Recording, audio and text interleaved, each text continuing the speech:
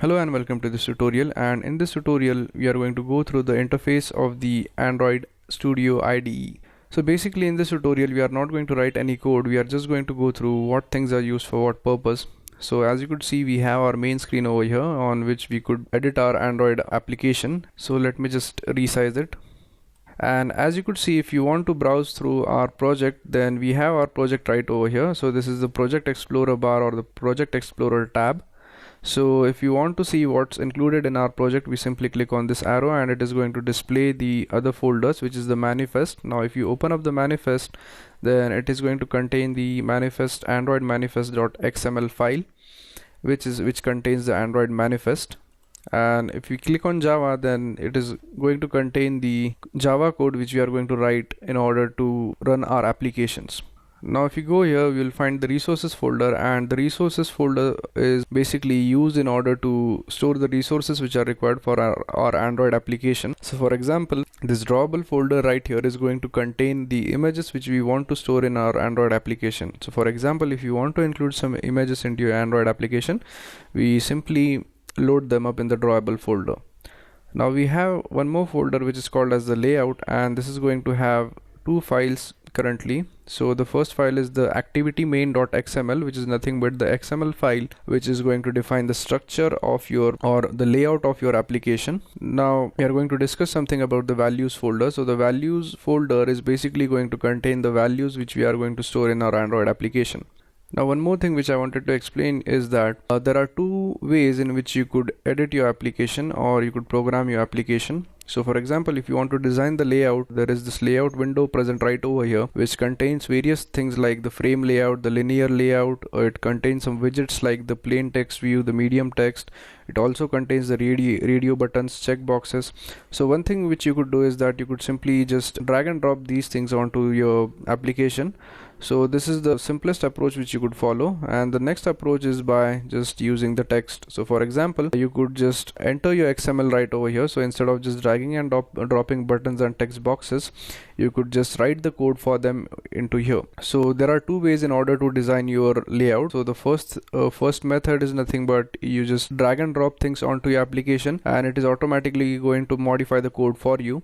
And the next approach is by just going into this text and writing the code out for the things like radio buttons and buttons. So it depends upon you which approach you want to follow. So this drag and drop approach is much easier, but the thing is that if we follow this code approach, then it would be much more beneficial for you to understand the XML code which is included in the content mail.xml file. So a few more things which you want to remember is that we have the zoom out and zoom in button. So for example, if the text on your screen is appearing a bit small, then you could just zoom in and you could just edit it out according to your preference, and you could also zoom out and you could see the entire screen. And also, as I've explained in the earlier tutorial, that if you want to include a device frame, so for example in some applications you need to develop and you need to have the frame as well, then you simply click on it and it is going to show you the application on a phone. And if you just click on it again, it is going to remove the device frame for you so that you could see the screen more clearly.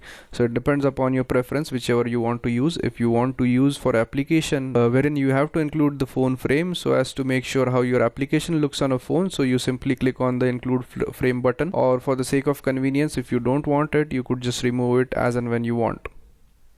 So some more important things which I need to cover is that this button right here is used for running your application onto the emulator. So if you click it, your application is going to load up in the emulator, and this button right here is for the project structure, which is going to basically include the SDK and JDK paths. So if you want to reconfigure this paths for some purpose, you could click on this button directly. Then we have the AVD manager, in which you could create your own Android virtual device. So we are going to go through this AVD manager in the upcoming tutorials, and we are going to learn how you could create your own virtual device. And the main purpose of using this is that if you want to test out your applications on multiple devices, then you could just simply use any of the devices which is included in this, and you could test out how your application works on that particular device. So it basically allows you to test your application on as many devices as you want, so that your application runs on maximum number of devices. So that was a button for the AVD manager. Then we have the SDK manager. So the SDK manager is going to show you the packages which are installed and which are not installed.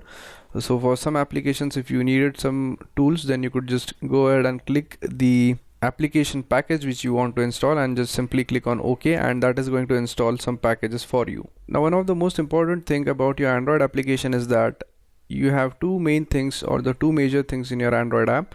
The first is your layout, which is nothing but the design which is just like the front end or the front facing things of your Android application. That is nothing but the text box, the screen, the activity, and all those things. And then if you want to write the logic for your Android application, then we move on to this main activity.java file. So if you click on it, you could see the Java code which we have right over here.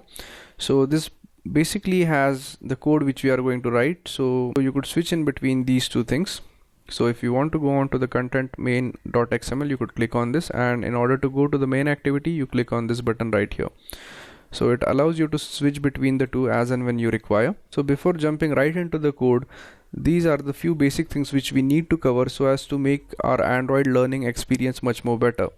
And that is because we need to understand these things before starting with the code, and that is because we are going to need these things when we start writing our code. So in this tutorial, we have learnt about the interface of the Android IDE or the Android Studio IDE, and we have gone through the various things like the project tab and this tab which contains some things which we could directly drag and drop. We have also learned that we could design Android applications in two ways. That is, we could design the layout of the application in two ways. The first is we could just drag things and drop them directly onto the screen, and another way is we could just simply go ahead and write the code into the XML. So thank you very much for watching this tutorial, and I'll see you guys in the next tutorial. Thank you.